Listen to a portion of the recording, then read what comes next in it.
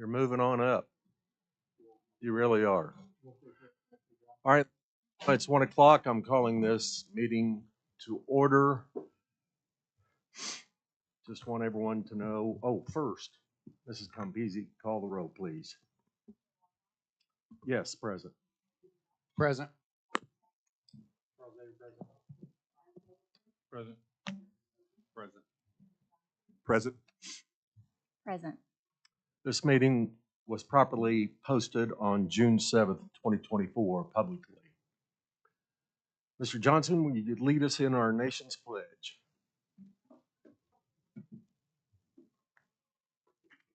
Please join me in the pledge, please.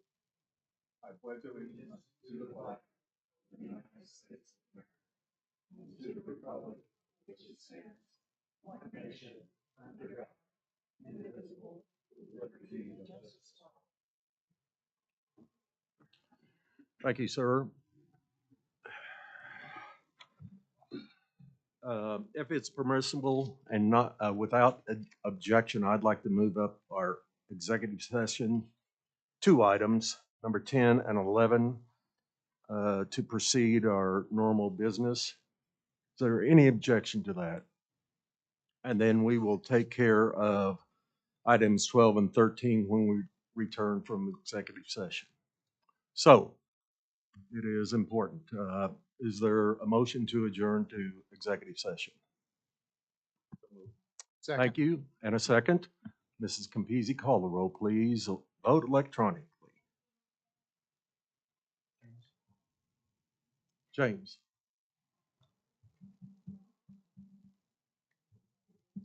Say what? Say what? Say what? Yes, ma'am. Yes. Yes. Yes. Yes. Yes. Thank you. And we are in recess.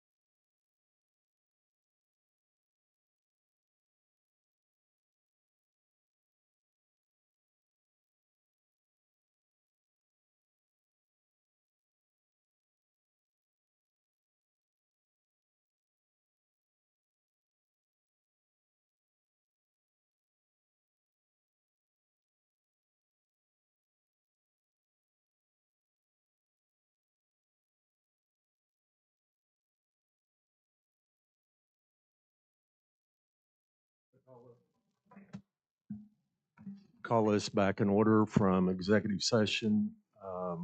Need to entertain a motion to re-enter the public arena. Motion to reconvene? Thank you. Is there a second? Thank you. Mrs. Campese? That was Commissioner Davidson. Yes. Yes. Yes. Yes. Yes. Yes. Yes.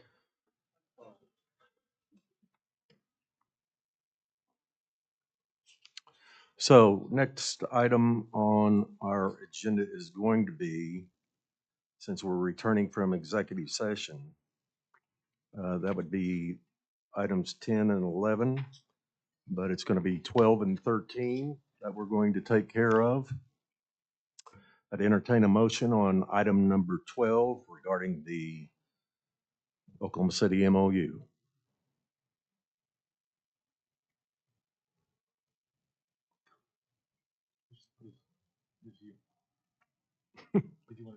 Oh. So I'll make a motion on item 12 that we formally reject the $700,000 offer to house over 10,000 people per year. Is there a second? I second it. Thank you very much. Mrs. Campese, call the roll, please. I'm sorry? Oh, is there a comment? I'm sorry, sir. Yeah, I would like. There is Yeah, I would comment. like to make a few comments. So You have to turn on your mic, sir. well, it's on, but maybe I'm not loud enough. But I'll get there here in a second. I think that might be the Well, first time I guess what I'm confused about is over the last 3 quarters, we, the Oklahoma County Detention Center, we have housed some 10,000 detainees that have been arrested by the Oklahoma City Police Department and brought to the Oklahoma County Jail. Is that, Chair, Ms. Chair, is that I correct? believe those numbers are correct. Okay. Ballpark. So they want to offer us $700,000 to have housed 10,000 people. Is that right? Yes, sir. Okay. And so Oklahoma City just like we're over here like barely able to survive. Like we're underfunded each and every year, trying to find ways to cut here or there to get more staff. And while Oklahoma City just passed the largest budget in Oklahoma City history of $2 billion. Our Oklahoma County budget, give or take, is about $125 million. Our Oklahoma County Detention Center budget is $32 million. And it sounds like they are wanting to throw us scraps in order to house the people that they are bringing in. Now, I have a problem with that because it sounds to me that they are wanting to pay us per detainee at a far really lower amount than these other smaller municipalities. And I just have a problem with that. I don't understand why they would even make that type of ridiculous offer. And Mr. Chair, we do for the Oklahoma City Police Department. I love them, but my daddy was one for about 30 years, from 1952 to 81. But we do more for the Oklahoma City Police Department when they come to the Oklahoma County Detention Center than really what we do for any of the other municipalities. So I just have a problem with why would they even put us in that type of position? They can afford it, and we cannot afford it. So I have a problem. So yes, I absolutely, when it's time to vote, I'm voting an absolute, unequivocally, beyond a shadow of a doubt, a rejection of that ridiculous offer that they made. I understand. Last year, last fiscal year, we received $500,000 from Oklahoma City. And now they've bumped that up to 700,000. And the numbers don't work, ladies and gentlemen, any way you cut it.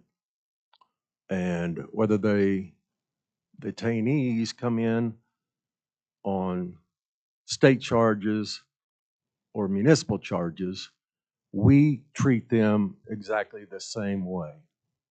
They get the same food, the same medical care, the same type of cell if they're incarcerated in a cell, the same treatment. And hopefully that treatment from our detention officers is cordial, but sometimes folks don't cooperate. So there are stories on both sides of the aisle. Any other comments? Any questions? Mrs. Campisi, call the roll. Yes. Yes. Yes. Yes. Yes. Yes. Abstain. Thank you very much. We'll move on to what was item 7, the Advancic contract. That was our second agenda item. Motion to approve. Thank you very much. Second? Thank you. Mrs. Campisi, call any discussion on the contract? I think it was laid out pretty well in our meeting. I'm sorry? Who did second it? No. You did? No, I made the motion. Somebody seconded it. Nobody? I'll second. Oh, thank you. You got one now? Supervisors, what would I do without them? It's absolutely amazing. Mrs. Campisi, Supervisor Campisi, please call the roll. Yes. Yes. Yes. Yes. Yes. Thank you very much. That concludes our business and from executive session. We'll go back to item number 1, which is approval of the minutes from our last meeting on 5/13. Any changes, additions, corrections that need to be made? If not, I'll entertain a motion. Yes? No, we skipped item 7 because it was a part of our executive session discussion. That's correct. Vote again? We're voting again. That's why we have supervisors. Item number 13, which is a replacement for item number 7. I hope it said that correctly this time. Can we accept the same motion and second? Yes and yes? Mr. Johnson was the second. That's correct.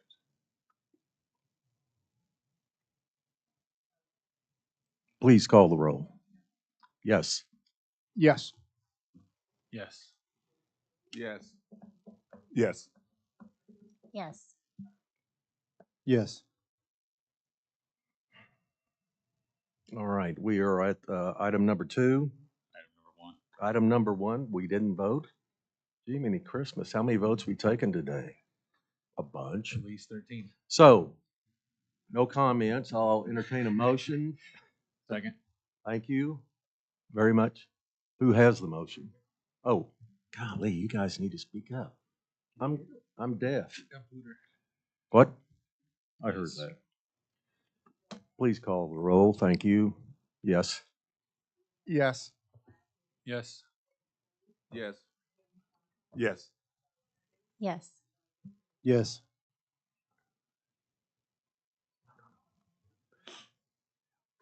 That puts us at now number 2, and that is Mrs. Garner's report, monthly report on the OCDC.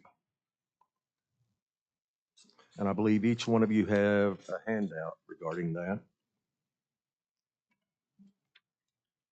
as well as it being in the, or hopefully on the screen. Jeff?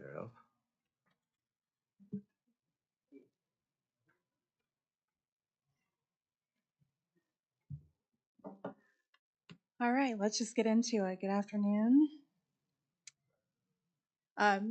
Before I get into any of this, I do have to take the time to acknowledge that we had 2 in custody deaths that happened approximately 2 weeks ago and then a week ago. Just as with any other incident like this, it's going to be under investigation. We have to wait for the ME to give us their report before we can make a determination and close the case. Whenever that happens, I'd be happy to provide that update.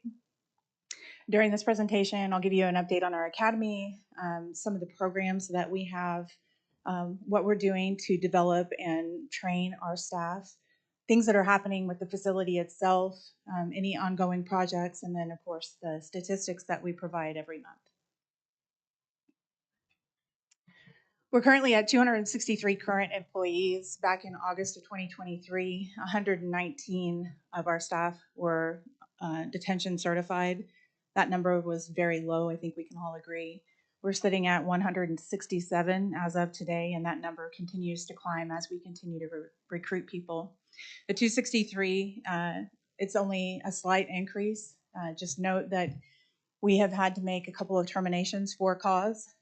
Some people have been placed on leave and then opted to resign later on. We've had a couple of retirements, and then other people have left for better paying, high paying jobs. Right now, the academy that started on May 5th, we have 27 people that are still in that. 7 individuals had already completed the first part of the training. They are now working in their respective areas that don't require the full certification of a detention officer. Those individuals will be graduating this Friday. You can still see the majority of our workforce is female, by the way. So. Real quick, can you Yes. Can you tell us about your graduation this Friday? This Friday, our graduation will be at 3 p.m.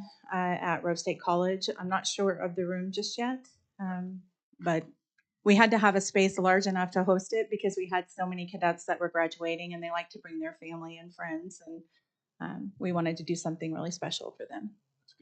And thank you, It will have to be in the student union. In the student union? Yeah. Okay. Ballroom And upstairs. I appreciate you, Professor, for making that connection for us because we definitely needed the space. So thank you. Here's our academy and recruiting update. Like I said before, we are in our final week 6 of the academy. Last week they did have CIT training, which was the first time that we've had this within our academy. And they went to Griffin Memorial Hospital on Friday and they did a tour. They really enjoyed this training, and I think it's going to go a long way towards how our staff interact with the people that we have in our care that have mental illness, and help them identify people that may be in crisis. So I was really excited that we were able to get that type of training into this class. Moving forward, every academy that we have, they will be receiving the same training, which is a really cool thing because I don't know of any other detention center in the state that's able to do that. And Director, if you don't mind, Mr. Chair, to confirm, we are doing CIT Academy to the rigor of the program, correct? It's being done to the similar rhythm that law enforcement agencies do it? It is. My understanding is that some of the very specific law enforcement components have been removed just for the interest of brevity, but they are still getting all of the same training. All of the experiential elements, talking to those who live with mental illness, their family members, those types of perspectives. Absolutely. Thank you. You're welcome. You think we'll reach the time where we can expand again from 4 to 6 to 8 weeks in our training? Absolutely. I think we will. I'm continually finding things that I'd like to add into our academy Right, because I right. feel like it's important. Good. And some of it's just for our own staff development and making sure that they know how to handle the positions, but also from a financial literacy standpoint, learning how to budget based on the money that we are able to pay them so they can better support and provide for their families and learn how to save money. And that's just a few of the ideas I have. But as far as like the resident welfare thing, the classes, and there's a lot that I want to expand into. I appreciate your perspective on that. Thank you. On-the-job training begins for this latest group on June 17th. So that's Monday at 8 a.m. And you can see some of the pictures. We did end up having to get a bus to take them down to Griffin. That's the top left picture. And then the third picture on the top is some of our class while they're at Griffin Memorial Hospital. And then I think maybe you've seen some of the other photos before, just some of the training that we have done. We still have all of the same employee recruitment incentives. We have longevity pay. We have a bonus for anybody that gets hired on during this period. We have a performance bonus for every quarter. It's based on whatever goal we set. Last time we had the goal of recruitment, and if we recruited X number of people, they got so much money. We're going to repeat that bonus until we can get our staffing up so we can begin meeting some of the other larger goals that we have for our organization. It worked really well, and the staff really appreciated it, so that's what we're going to do. They're still getting the free meals while they're on duty, something that I don't think many other employers are able to do for their staff. And again, our starting pay is $40 to $45. For the next academy, it starts in August. We had 137 applicants, and they continue to pour in daily. 75% of those are coming from Indeed. 10% are from our website. We do have 2 that are currently in background, 4 that are hired, and 21 of them have been denied based on their criminal history.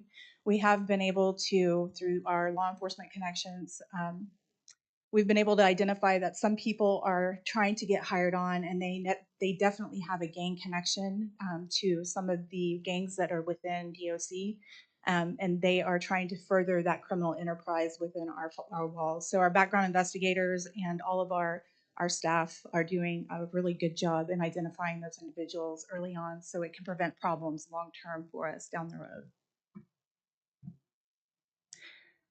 Some of our programs, we're still doing all of the normal programs that I've talked about before, the AA, the NA. We do have some religious programs. We are launching a teen veterans initiative. Shred the Stigma is still coming in and doing the harm reduction that speaks to opioid use disorder. I've reached out to, somebody made a connection for me to an organization called Let's Fix This, and their mission is to engage and empower underrepresented communities and eliminating barriers to civic participation. What my goal would be is to get those that are eligible, that are in our custody, to vote, registered to vote, and then have them available to do the absentee ballots. This company or this organization has agreed to help us with all of that in that endeavor. There's some preliminary work that needs to be done, but I felt it was important that we allow them to have their voices be heard. And it's a question that gets asked pretty often, but I don't know that anybody has ever taken any proactive measures like we are in order to make sure that they have the ability to vote if they so desire. I did want to bring up that we met with our telecommunications company last week to follow up on your question, Pastor Scobie and Professor Johnson. We have asked them to go back to the table, give us some preliminary numbers. So we have had that discussion. I'm just awaiting for them to return that information back to us. And then I wanted to talk about the 13th floor. We have a ball court out there, and it's the only area that is open to fresh air and sunlight. Right now, it doesn't get utilized the way that it should, the ball court up there. And so what we want to do is create a green space up there that is for programs. Reached out to, I wanted to make sure that it was colorful and vibrant, and it just created an entirely different environment for these environments to make it a little bit more healing. And so I've reached out to JB Williams and Live Free OKC, and he has started assembling some muralists and has agreed to help procure some of the materials through donations in order to make this happen. I'd like to have some outdoor planters out there, some turf, some various things that make that a more livable space and really help our residents have an experience that is healing to them and not just an outdoor area that's surrounded by gray walls and gray concrete. and yeah, so those are the things that are happening in our programs. We have sent 2 or 3 of our officers to internal affairs training by FBI LEDA last week. That was a week-long program. It's something that is highly recommended by all internal affairs units, and it was really great training. They're excited to come back and start putting that into practice. And then last month, we had 3 individuals go for background investigations for law enforcement, just to make sure that our practices were meeting industry standards. And then, of course, we do have the ACA conference that's coming up in August. There's an application for staff to express their interest, and the deadline of that is June 17th. Once we get those in, we will make our selections, and then we will have everything set up by the end of this fiscal year. We are undergoing some staff realignment right now. Some of that just started today, and some of the goals were to capitalize on staff and new staff experience by reassigning them to areas that they actually had expertise in. And then we wanted to eliminate the flat organization that we currently have so we can provide more oversight and supervision to some critical areas. And then kind of a byproduct goal of that is to expand our care unit so it's available 24/7. And so we've created a position of administrative major who will focus solely on our policies and procedures and on our report management. And part of that would be transitioning us over into a digital reporting system versus the paper reporting that we have right now. And he will also oversee the care unit, our programs, the front desk, and our mailroom. And then we've just kind of renamed and reassigned what we had SIU, which is Special Investigations Unit. That is now going to be CID, or Criminal Investigations Division. We'll have criminal investigators in there, criminal intel, evidence management. Those are the responsibilities there. And then we have the Office of Professional Standards instead of just internal affairs. I wanted it to encompass more of what we're doing to really push professionalism within our agency. So you're going to have internal affairs, our background investigators, and PREA, and then audits also. And I wanted to put care unit up there just as a reminder to anybody that might be looking at the presentation that we do have this resource available for anybody in the community that has somebody or a loved one in jail, and maybe they have special needs that you feel are not being met. We have this unit in place in order to address those proactively versus waiting until something bad happens or later on down the road when we should have known or could have known how to better handle a situation. Infrastructure, the HVAC upgrade, my understanding is it's still out for bid, I believe. It's been approved. We have hired a pest control applicator, and we have a visitor badge system, so you have to check in and out when you enter the lobby. This just lets us know who's in the facility at any given time, and it gives us a record of that.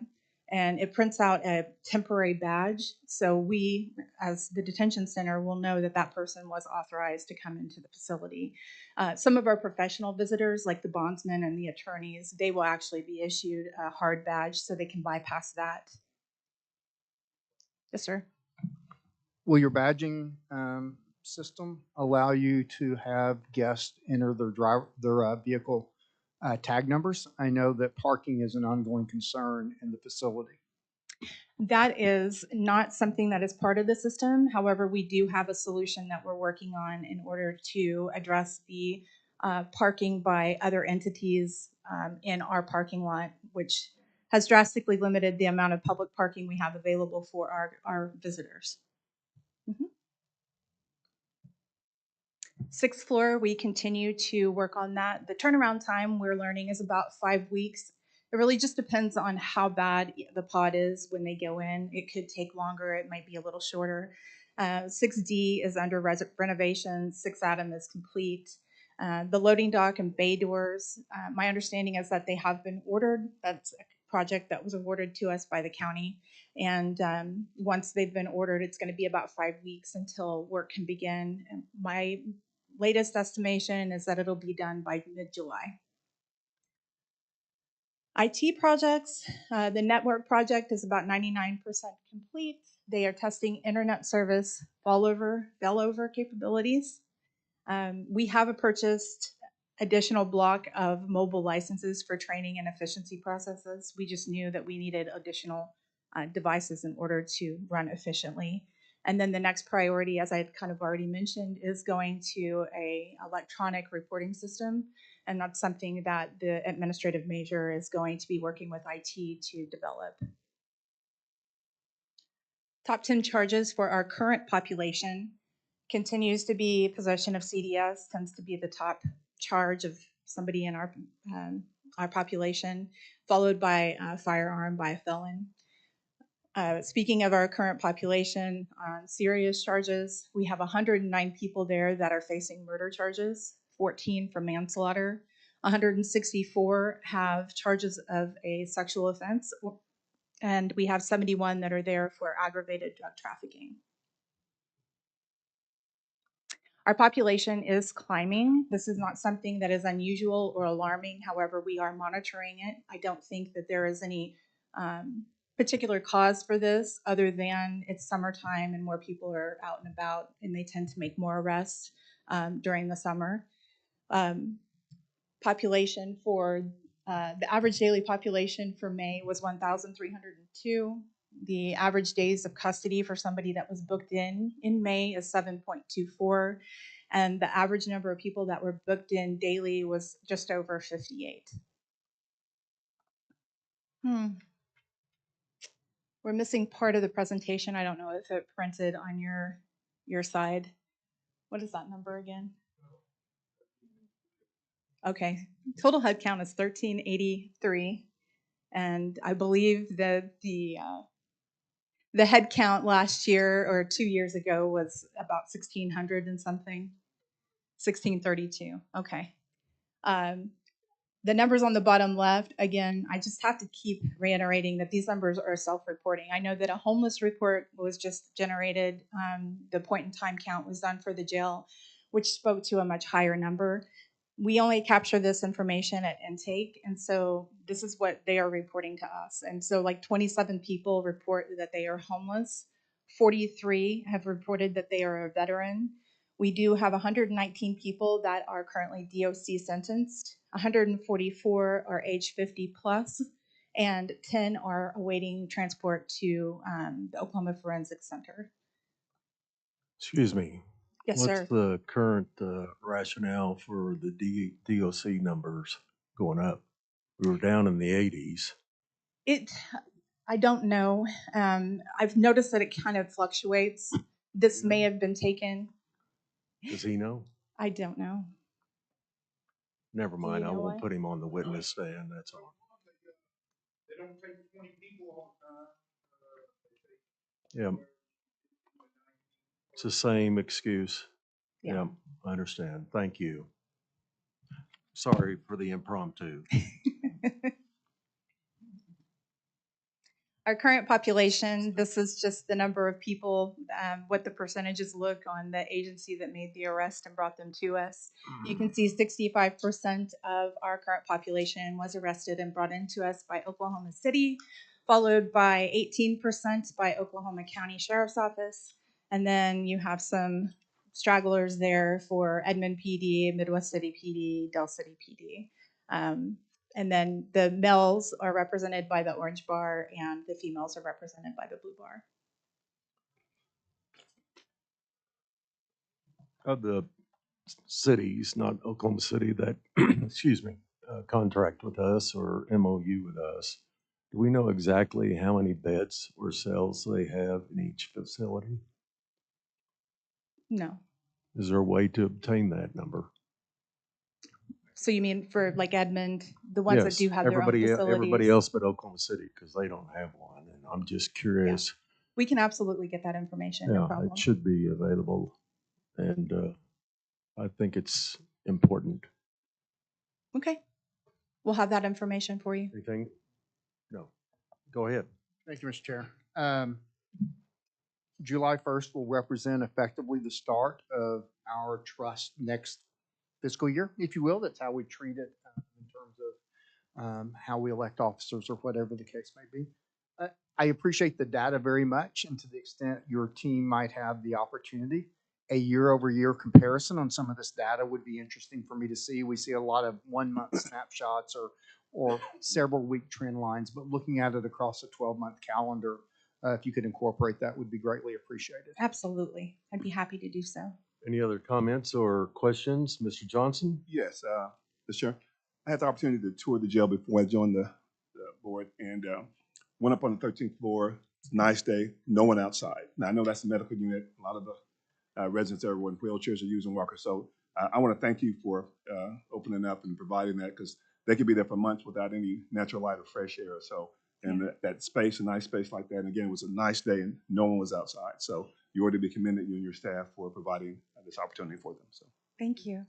That's Yes, Mr. Chair, I want to share, and let me preface it with, I need to give a little backdrop. I mean, often we talk about business and data in here, which we should, but sometimes the personal touch we don't talk about. And I remember when I first met you there in one of the conference room at the Oklahoma County Detention Center, and I sat down and immediately I saw a leader in the room. And I remember shortly after that, it was my desire that we move in a different direction as it relates to a jail trust. And it's okay. I was highly criticized for my desire for that to happen. And I don't think anyone in this room other than Commissioner Davidson would be able to truly relate to what I'm about to say. But I saw a leader the first time that I sat down with you, and I knew the seat that you could occupy, but I did not know how far you could go. But I knew the seat you could occupy. But again, the only person I think could really relate would be Commissioner Davidson, to see the growth that has taken place with you. You were already there, but the exponential growth as I listen to you go over all this data, that's not information that you can retain by working 9 to 5. There's no way. All the things that you continue to do to move our jail forward, there's no way that happens with just a person half but doing it. There's no way. So I just want to tip my hat and just say, great job, Director Garner. You're doing an incredible job. Thank you so much. Anyone else?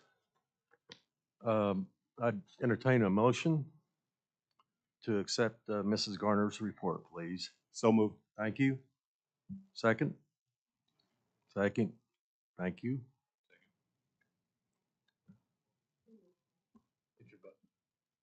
Who took? Johnson? Mr. Johnson? Sorry. You got it there. This voting electronically is killing me. I just want you to know that. Yes. Yes. yes. Yes. Yes. Yes. Yes. Next item is the money. I don't know how else to say it. Everybody understands that.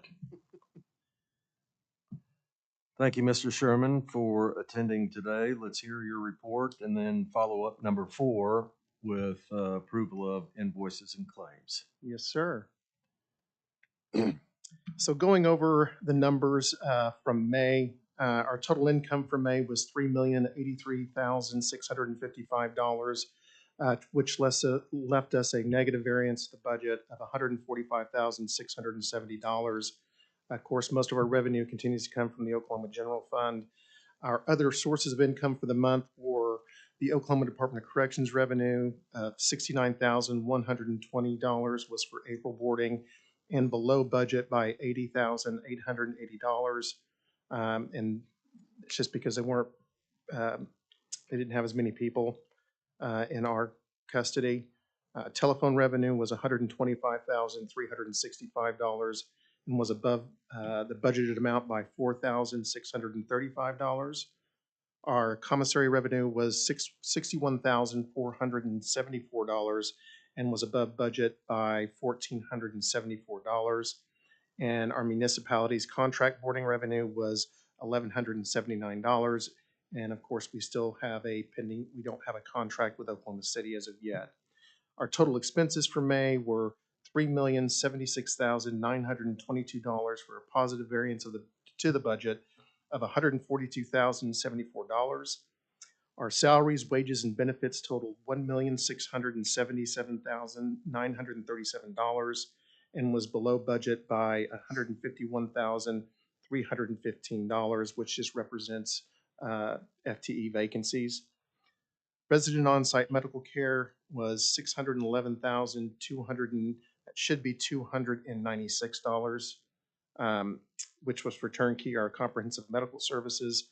Our resident off-site medical care was $30,622, which was below budget by $37,378. Our utility bill for electricity was $25,629, which was below budget by $18,371. I'm checking into that to see if maybe they read the meter wrong, and because that's a fairly big variance from one month to the next. So we have asked them about that, but have not received a response as of yet. Our professional service legal fees were $23,031. Our professional services other fees was $25,641, which were for painters, janitorial services, and professional consultations. Our telecommunication services were $19,194. Of that, $10,704.50 will be reimbursed from the county for the ARPA networking project. And telecommunications equipment for the ARPA networking project was $35,721, which will be reimbursed from the county. So in summary, for the month of May 2024, jail operations produced a net profit for the month of $6,733. Of course, it was mainly due to lower revenue and payments for ARPA network project, which will be reimbursed from the county. Just a little bit short of what we need from Oklahoma City. And then next, we have the copy of the income statement or revenues, expenses. Don't know if anybody has any questions on any of the items on these particular pages. Questions? Comments? No, sir.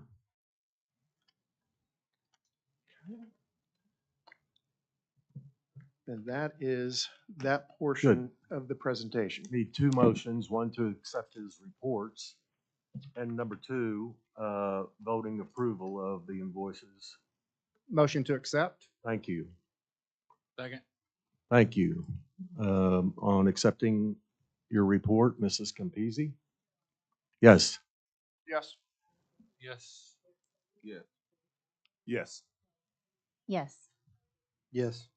Now a motion on item 4, approving claims and invoices, please. Motion. Thank you. Is there a second? Thank you. Mrs. Campisi, call the roll. Yes. Yes. Yes. Yes. Yes. Yes. Yes. Item number 5 is a discussion and action of termination contract for food services with Summit to be effective June 30th, 2024. Mr. Sherman, you are up again. Well, that pretty much says it. We just need the board to go ahead and ratify termination notice for Summit for our kitchen services. All right. Motion to approve questions? termination. Excuse me. Thank you. Second, please. Second. Thank you. Mrs. Campisi, call the roll. Yes. Yes. Yes. Yes. Yes. Yes. Yes. Item number 6, Mrs. Hanson, your report regarding medical services. please. I am hoping, we are hoping that a discussion of medical services will be not only educational to all the trustees, but to the public that we're serving. So it may come in building blocks, but don't be offended, we'll get there immediately, Yes. if and- not sooner, right? That was your promise. Yes. So, just so you know, I do keep stats on an annual basis. So we keep about 50 per month. But we'll display them out here on this. But if you'd like a copy of this, I'm sure Turnkey will be more than happy to email it to you. So, we start here with our average daily population, and as Ms. Garner said, we're running about 1,302 this month. But from January, we range from roughly 1,250 all the way to 1,302. Medical screening, our intakes, we've done about 1,747 this year. We keep those that are medically fit or healthy enough to be incarcerated. Because we have a medical provider that's there Monday through Friday. We have an on-call team that comes during the night. So if somebody comes in with medical needs or questionable, healthy enough to be there, they can call our provider and get orders to start medications right away and give them the treatment that they need. We also get services rolling to outside providers if they're in need of them, ortho clinic, dialysis, whatever they may need. We have pregnant females that are there. We average about 4 to 8 a month. We've had one delivery in custody. She delivered at the hospital.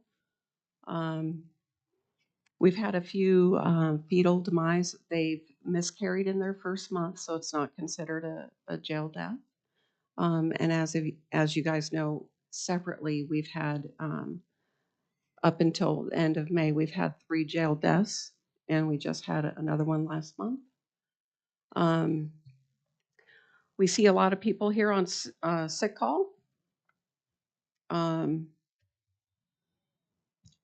So, wow. So our nurses the inmate or the patient will put in a sick call request via kiosk, verbal, written. Officer will go and see the patient for their needs and refer them as appropriate. We have diabetics in-house, we have mental health in-house, we have pregnants, we have, you name it, we have it there. So we see about 700 or so per month to take care of.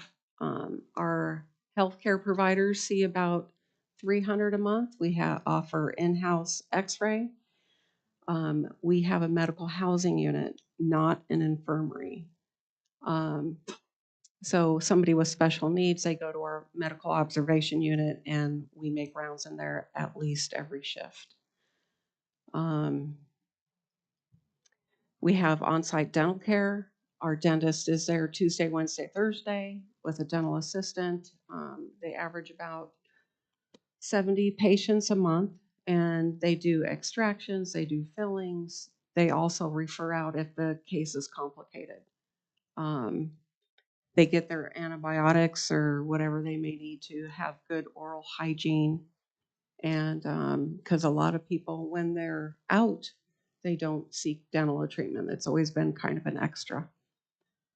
Mental health, our mental health providers, they are busy. As you can see, our therapists see about 2,500 patients per month. And our providers, the people who actually write the prescriptions, they probably see about 1,500 a month. We have had, let's see, probably about 11 or 12 attempted suicides.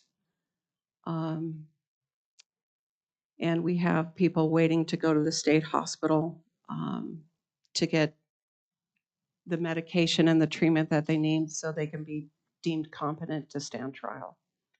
We don't have a designated unit at the jail, so we can't force meds on somebody to make them healthy, not gravely disabled. So we send them to Veneta and they receive the care that they need there, and then they return to us on a medication regime, and we just continue their treatment. Let's see, pharmacy. We give an awful lot of medication there.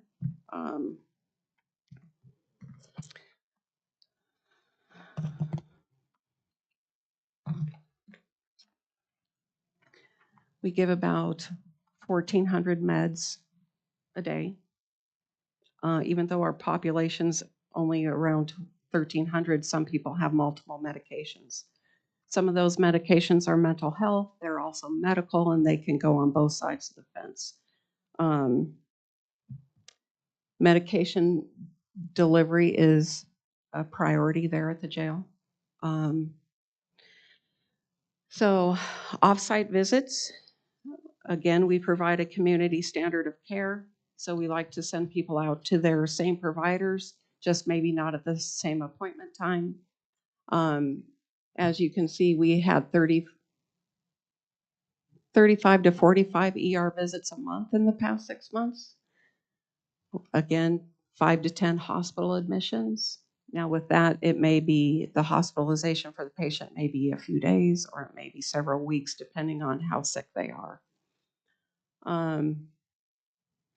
We don't have anyone on dialysis so far this year. We've had a couple people with continuing cancer therapies, proton therapy treatment, or we like to keep that going. Once we verify, we get them an appointment and they get transported out to their provider. Let's see what else.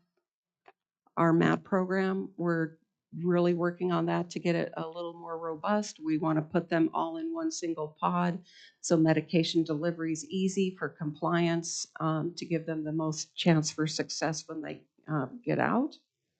And then that way resources that go offered to them, they're more in one area, so the resources and ongoing counseling is more easily delivered when they're in one pod.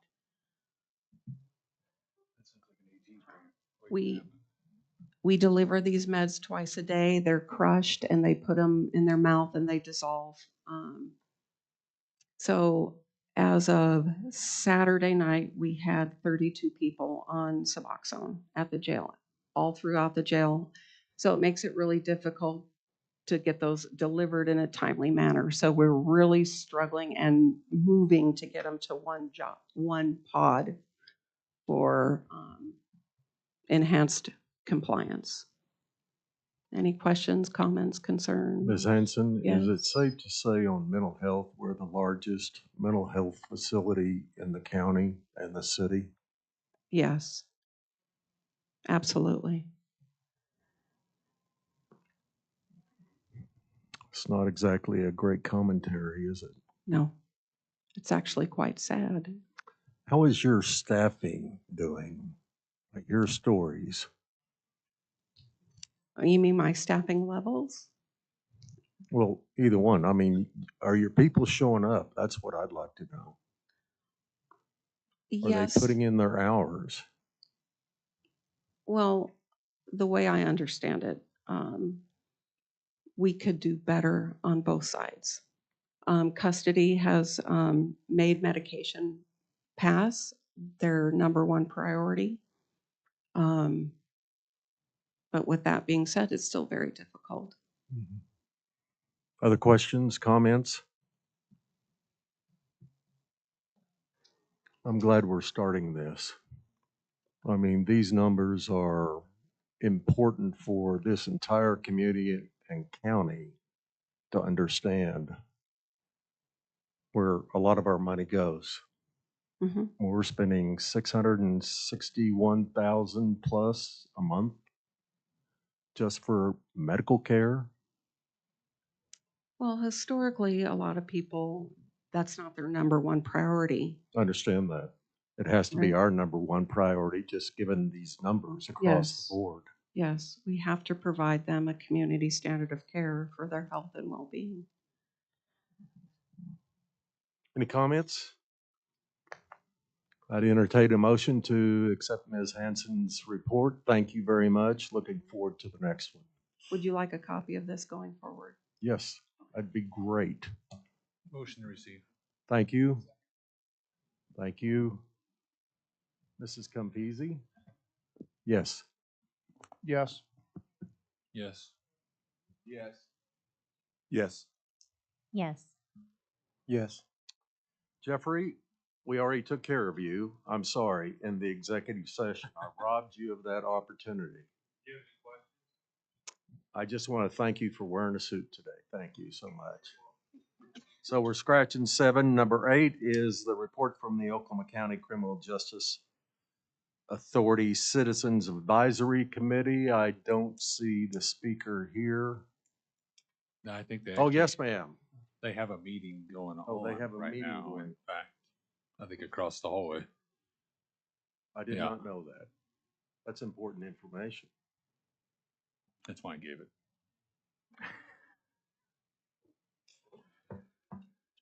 So just while we're killing some dead time, Mr. Buck and I were sitting here listening to the turnkey presentation about doing the pod for nothing but the Suboxone. That sounds to me, and he agreed, it sounds like an AG's grant waiting to happen, one of those opioid abatement grants. So if we could. Excellent. But do we have a pod available to do that? Okay, I would think we could probably get one renovated with that money as well. as well.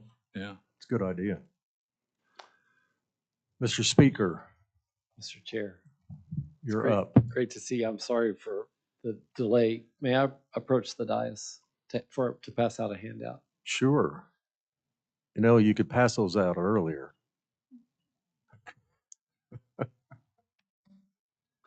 Nobody has a sense of humor anymore. That's why I can't last as a stand-up comedian. Everybody understands, right? I think you're hilarious. Thank you. Well, I don't want to go that far. Can we strike that from the record? A little late.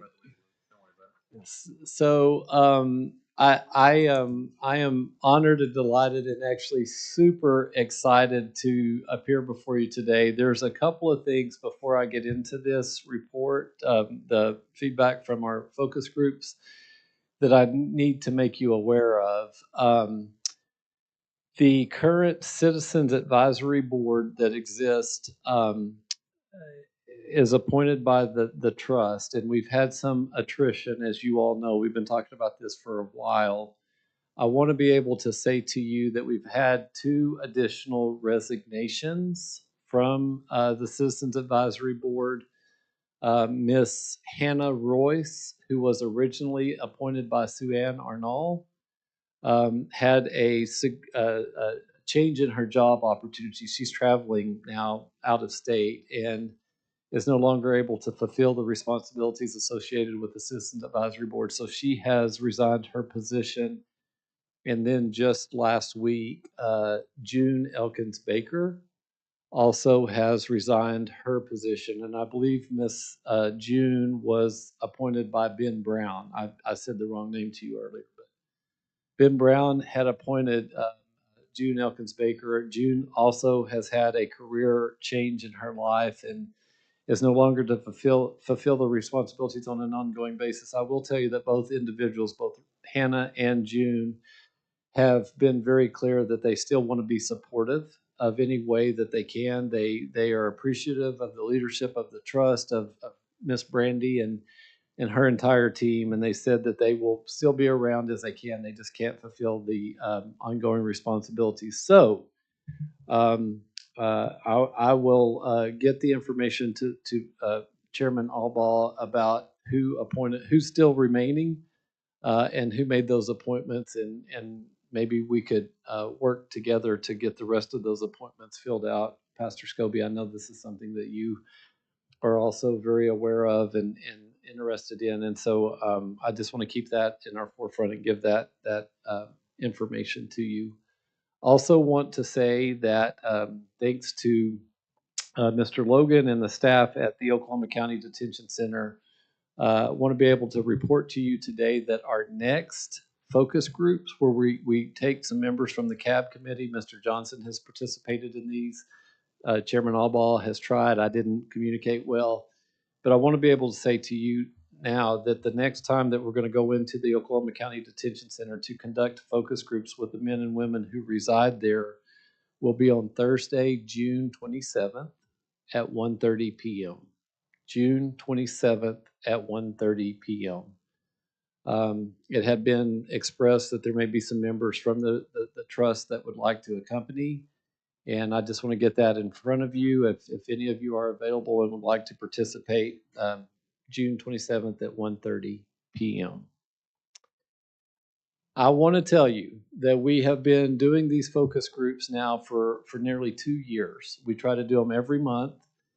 And when we go, the individuals do not know ahead of time that we're coming. And the way that it works is the incredible staff at the detention center will take us to a men's pod, and they will pull 5 or 6 men, and we'll sit around in a circle, and we'll talk about what's going on inside. And we usually try to ask the same questions. If they want to talk about something different, we'll allow that. But we're asking many of the same questions so that we can track progress. We want to know if we're moving ahead or if we're falling behind or whatever it may be. Then the staff will take us to a female pod, and we'll pull 5 or 6 or 8, however many they feel comfortable with, women, and we'll have the same conversations. We've been having conversations now for 2 years, and these are truth-telling sessions. Like, they don't pull any punches, and we say that that's what we want. Just tell the truth, and there's no repercussions. We can't do better if we don't know what the reality is. At our last focus group that took place, I believe on May, I missed last month, and I apologize for the meeting, but this actual meeting took place on May the 24th, I believe, May the 24th. But here's what we discovered. And listen, I am so excited to report this. Most positive report we received today. It almost, and I don't want to jinx anything and I don't want to overstate anything, but it feels like we almost turned a corner in some aspects. So here's what the women, we started with the women. Here's what the female residents at the Oklahoma County Detention Center had to say on May 24th, 2024. They stated that the breakfast served inside the facilities are lacking, and their suggestion was adding a piece of fruit, such as an apple, as an option on a more regular basis. That's exactly what they said. They said the lunches and the dinners are better because of the increased variety, and that they were seeing more vegetables served in their lunch meals and dinner meals on a regular basis. The women reported receiving time out of their cell 3 hours a day, every Monday, every Tuesday, every Thursday, and every Friday. They said it's routine. It's a part of their day now. They look forward to it. They said that they are healthier because of it. They said their relationships have improved, their emotional health, their physical health, their mental health, because every day, these 4 days, they get out of their cells at least 3 hours a week. They said the only reason that they don't get out on Wednesdays is because that's commissary day. And they use that time to get their commissary and do the work there. The women said that they are very thankful for the available programs, but they would like more variety, and specifically mentioned the value of potentially adding an exercise class once or twice a week while they're out of their pods. They said if they could dream and tell the trust anything, it would be that they would love an organized exercise class. They said they do get to stretch and do some exercises on their own, but they feel like that they would have more accountability and do better if it was an actual organized class. The women stated the opportunity to communicate with their family via video conferencing was valuable and greatly appreciated. They stated that they would like access. This is important, Mr. Chair. They said they would like access to a mirror, and that there is a need for more mirrors in the living area. They said every woman needs to know how their hair looks. And they said they would love the opportunity, even though they know that they're not going to see anybody, they would like to have a mirror. That was their big request. If they could ask for anything, that's what they said that they would want. The women conveyed the bed bug situation is improving, and they literally said that they could not tell us the last time they saw a bed bug in their facility. Let me say that again. That's never happened. The women said the bed bug situation is improving, and they could not tell us the last time they saw a bed bug in their facility. The women stated a need for more information about their individual cases and pending court proceedings. They said it can be challenging to communicate with their attorneys. I don't know if that's necessarily an issue for the detention center or if that's an issue with their attorneys, but that's what they did say. They also explained that their requests are often being submitted about their court cases through the kiosk, but communication through that method can be pretty challenging, especially for an individual who may not be familiar with technology. Face-to-face is what they prefer. The women cited the positive interactions with the staff inside the detention center are definitely the bright spot, and they actually said it's a source of encouragement. I just want to call time out and tell you that they said to us, first time, that they are being encouraged by the staff who work inside the Oklahoma County Detention Center. Huge. The men stated that their breakfasts are lacking in variety and nutrition. They said that the meat, the quality of the meat with the breakfast and the lunches could definitely improve. They said it was on the lower end of quality. They said that the items available in commissary are a little expensive, too expensive for what they can afford, and the options are limited.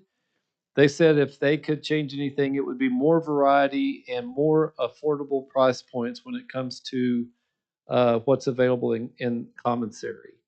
They said that interaction with the staff is improving and communication with the staff is good.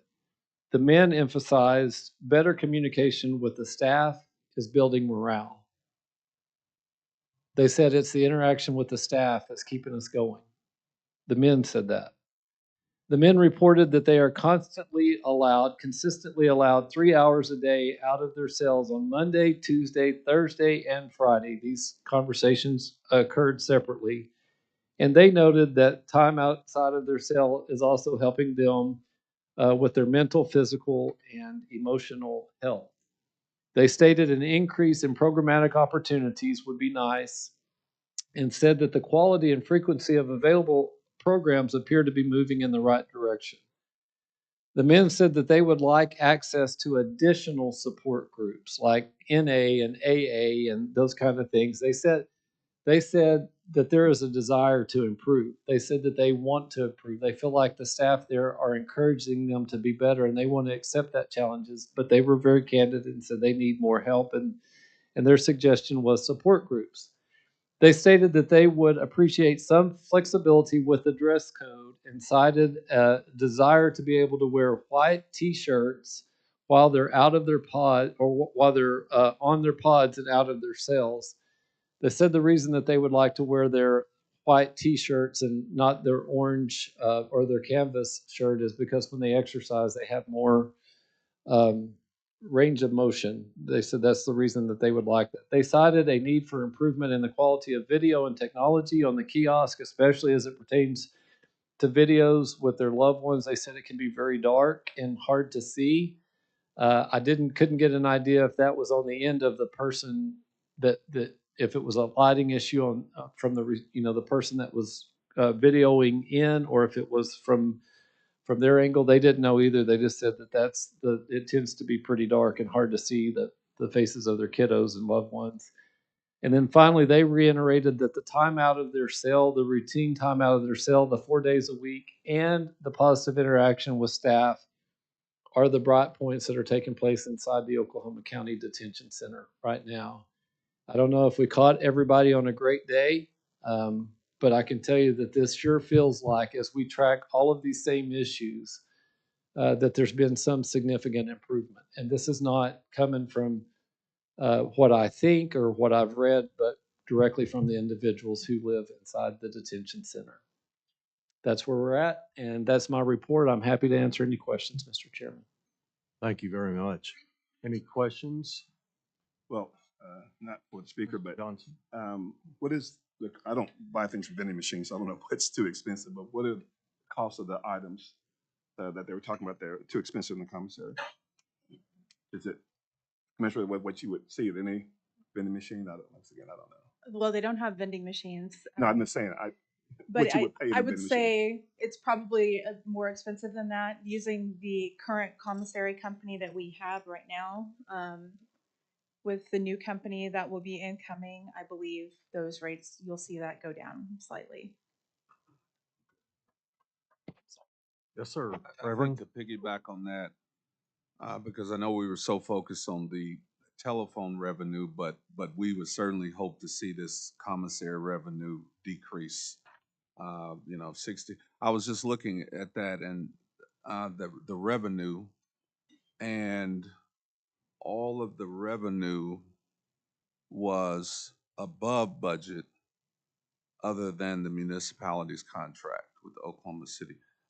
That was, well, I guess that was above, but it was something I thought I saw that was below. The DLC, it was below. My point is, all the other budget was above as it related to the detainees. So I hope we see the commissary revenue decrease. And then one question I was going to ask you, Director Garner, because I did notice you all's faces when the speaker was talking about the orange jumpsuits comparatively speaking to the white T-shirts. So why is that an issue? Help us to understand. I had that question too, so, yeah. Well, so I will tell you, this is a new rule that's being enforced, and it's something that is not a big deal to relax upon. But the problem is that no rules were being enforced for the longest time. They were allowed to come out shirtless, without it, with their white shirt on, with head coverings on, with makeshift bandanas, with whatever they wanted to have. And so we tightened up the rules and said, if you're out of your room, you have to have a full uniform on, and it will be worn appropriately. Now that they're starting to more consistently follow the rules, I think that that's something that we could relax on, but we had to start somewhere. And if we made an exception for them exercising, well, then they're always exercising, right? So they don't have an appropriate exercise area. And so they were out in the day room doing their exercises and their stretches and walking. At what point do you stop calling it exercise and now you're just malingering? So So it sounds like the pendulum swung all the way to the other side. So I don't know. it did, and I think we can back up off of it now. But we had to do something to get some structure in there because there was none. There was none. So Okay, also said that they wanted access to additional support groups. What support groups do they have currently? I think it just depends on where they pull from, because if we have AA and NA, they can't see, we don't have enough staff to support, and they're not in there often enough to see all the different groups of people that would want to be seen. So we have AA, we have NA, we have Calm Waters, we have, there's a veteran support group. I've listed them all out before, but we're Prison Fellowship. There's some others I can't think of. Mr. Speaker, did they mention anything they would like to have that they don't have in terms of support groups? The specific conversation occurred with a gentleman who is a veteran. And he said that it would be nice to have other veterans that he could talk to and that would understand what he's going through. And in the context, it was specifically about, he brought it up, and it was specifically a request for additional support for veterans.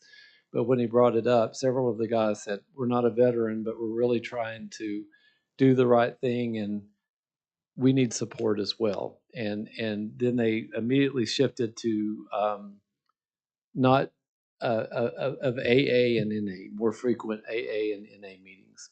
Veterans, NA and AA would be the specific Okay.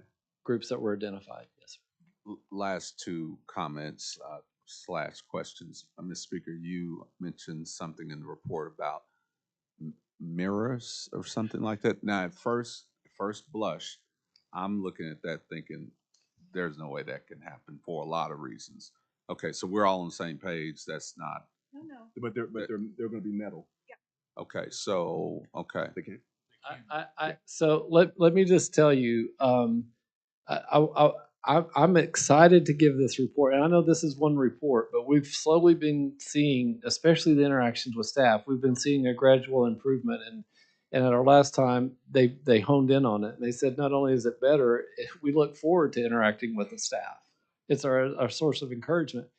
I want to go back and on the canvas shirts, the guys even said as they were asking to be able to wear their white t-shirts, they said, we understand the need for rules and we understand the need to enforce the rules. We would just ask if we're able to participate in the quality of life in this, that you would give some grace for the times that we exercise. So I'm just reporting everything, whether it's okay or not. I'm not filtering anything. And on the mirrors, that's what the women said. Like they literally said, we don't know if anybody's ever going to see us, but we just want to be able to feel good about ourselves, and we don't know if we've combed our hair the right way or not. And listen, as a father of girls, I get that. So I'm just telling you what they said. And I wouldn't make light of that because as a male, I have no idea. But I know that when people work with homeless people, one of the things that women really appreciate is having hygiene items. So we can look at it and think, oh, that's frivolous and everything else, but we're not in their shoes. So if that's something that's important to them, I hope we don't make light of that. So just my little comment there. If I may, Well, I had one more. So so in the commissary, do we offer candy bars? they offer pretty much anything Okay. you can find in a So convenience store. 3 Snicker bar. So that was Yes. Snicker bar. How much is a Snicker bar? I don't have that number in front of me. Does anybody know roughly how much a Snicker bar is?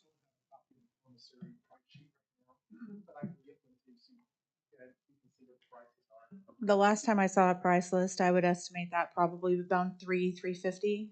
Well, Um, if it really is 3 or 350, that's not ridiculous. I mean, you go in a convenience store, it's upwards of 269 almost. But I was just hoping I didn't hear $6. But we would like to know I would like to know. Reverend, just keep in mind, this is all going to change because Yep. we've been listening over the last year and we're making changes, starting with commissary first and food second, and then we're going to continue on. But at any rate, Mr. Buck, you had something. Speaker. Yes.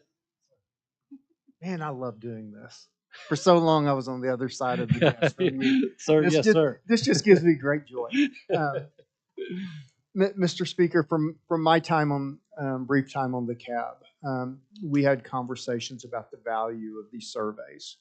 And to the members of the cab who are actively participating in them, my heartfelt appreciation, because these are really important to break down, as the pastor says, to break from data to individual stories. This is our opportunity to do that. But as the cab continues to develop its work, I would hope that these month-to-month surveys can somehow be aggregated into a long-form research document that we can use to evaluate trends, that we can use to evaluate areas with documented improvement and those that we still have a ways to go. So thank you for doing it, and I encourage you to continue to evolve this product because it's very, very important to me, and I know it is to my colleagues. Yes, sir. It's exactly why we're doing it. And thank you for receiving it. Mr. Johnson, I just want to say to you, when you say, listen, if they bring up something that's important to them, we're going to treat it as if it's important to us. I'm paraphrasing, but thank you for that. Awesome. Yes, ma'am. I just wanted to piggyback off of that. So when it comes to the mirrors, it's something, obviously, as a woman, I think that it is important. This would be part of our long-term strategy on gender responsive care, and I'm loving that kind of feedback because it helps us know where we can do better. I've heard things from the uniforms that don't have the pockets up here, that have them more in like a kangaroo pouch. There's a lot of things that we can do, and I'm not making light of the issue of having mirrors at all. I absolutely recognize the value in that, but I do appreciate what they do and the information that they bring, and it helps us know where we can improve and make those improvements. So thank you very much. I don't mind mirrors at all, as long as they're metal. But if they start scratching them up, as they do, I mean, that's a cost. Absolutely. And so I would say, make a deal. Okay. Yeah, I mean, you can have these, but we start scratching them up using any way, shape, or form, you know. Hate to punish everybody, but you know, it's always a few bad apples that make the big mistakes, and everybody else has to get punished for it. Yep. So, thank you, Mr. Speaker. Appreciate your comments. Yes, sir, Mr. Buck. I was going to make a motion to accept. You guys are learning this, aren't you? Mrs. Campisi, call the roll, please. Yes. Yes. Yes. Yes. Yes. Yes. Yes. The last item I have is announcement of our next regularly scheduled meeting, July 8th, 1 o'clock. And unless we have information before. Any other comments for the good of the order? I'll entertain a motion to adjourn. Second. Thank you. Mrs. Campisi? Yes. Yes. Yes. Yes. Yes. Yes. Yes. I know. I know. Why would he said that?